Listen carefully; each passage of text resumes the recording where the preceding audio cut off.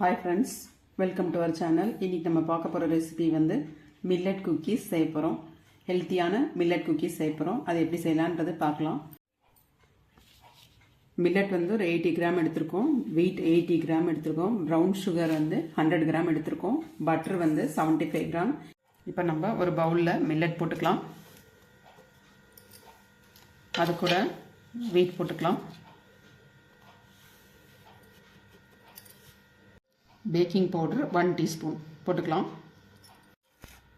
இப்போ நம்ம வீட்டு மில்லட்டு பேக்கிங் பவுடர் மூணுத்தையும் போட்டு நம்ம ஃபில்டர் பண்ணிக்கலாம்.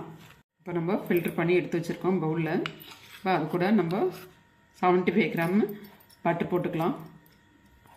இப்போ நம்ம பட்டர் போட்டு நல்லா கலந்துட்டுருக்குறோம்.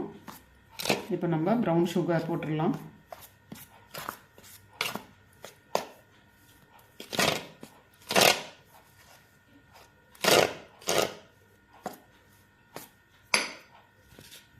ப்ரௌன் சுகர் போட்டுக்கலாம்.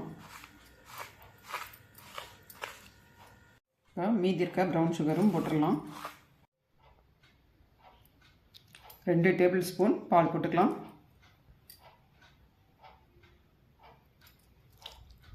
இந்த அளவுக்கு பிசைஞ்சு வச்சுக்கணும். நம்ம வந்து பால் வந்து 2 டேபிள் ஸ்பூன் தான் எடுத்திருக்கேன். அதுக்கு மேலே அதிகமாக எடுக்கக்கூடாது, லிக்விட் மாரி ஆகிடும். இந்த அளவுக்கு இருக்கணும். இப்போ நம்ம ஒரு 10 நிமிஷம் ஃப்ரீசரில் இல்லை ஃப்ரிட்ஜில் வச்சிடலாம். இப்போ நம்ம 10 மினிட்ஸ் வச்சு எடுத்தாச்சு. இப்போ நம்ம ட்ரேயில் கொஞ்சமாக கோதுமை மாவு போட்டுக்கலாம். இப்போ நம்ம ஃப்ளாட்டாக பண்ணிக்கலாம். திக்னஸ்ஸு ரொம்ப இருக்கக்கூடாது, மீடியமாக இருக்கிற மாதிரி பார்த்துக்கோங்க.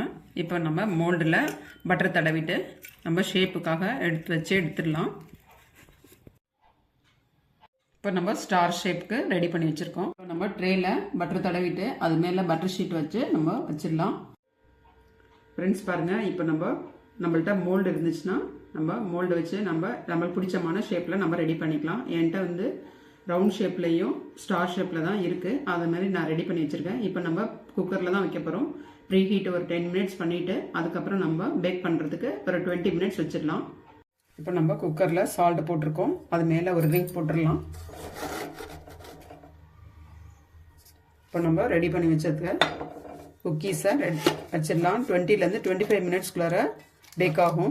இப்போ நம்ம குக்கரை க்ளோஸ் பண்ணிடலாம். விசில் இல்லாமல். கேஸ்கெட் போட தேவையில்லை, விசிலும் போட தேவையில்லை. இப்போ நம்ம க்ளோஸ் பண்ணிடலாம்.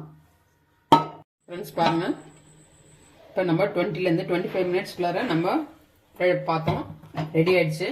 நீங்கள் அந்த மாதிரி பார்த்து டைம் பார்த்து பேக் ஆயிடுச்சான்னு பார்த்து எடுத்துக்கோங்க. கொஞ்சம் ஆறுனதுக்கப்புறம் நம்ம கையை விட்டு பார்க்கலாம். ஃப்ரெண்ட்ஸ் பாருங்கள், நம்ம வந்து மாவு பிசைகிறப்போ நம்ம பிசைஞ்சு 15 மினிட்ஸ் நம்ம ஃப்ரிட்ஜில் தான் வைக்கணும், ஃப்ரீசரில் வைக்கக்கூடாது. அதுக்கப்புறம் நம்ம பேக் பண்ணுறதுக்கு 20லேருந்து 25 மினிட்ஸ் நம்ம குக்கரில் தான் செய்கிறோம். 20ன்றது நான் சொல்லியிருக்கிறது ஒரு அப்ராக்சிமேட் டைமு. நீங்கள் பேக் ஆகலைன்னா ஒரு 5 மினிட்ஸ் இல்லை 3 மினிட்ஸ் எக்ஸ்ட்ராவாக வச்சுக்கலாம். ஈஸியாக செய்யக்கூடியது மில்லட் குக்கீஸு. நீங்களும் ட்ரை பண்ணி பாருங்கள். என்ஜாய் பண்ணுங்கள், லைக் பண்ணுங்கள், ஷேர் பண்ணுங்கள், நம்ம சேனலை சப்ஸ்கிரைப் பண்ணுங்கள். Thank you friends.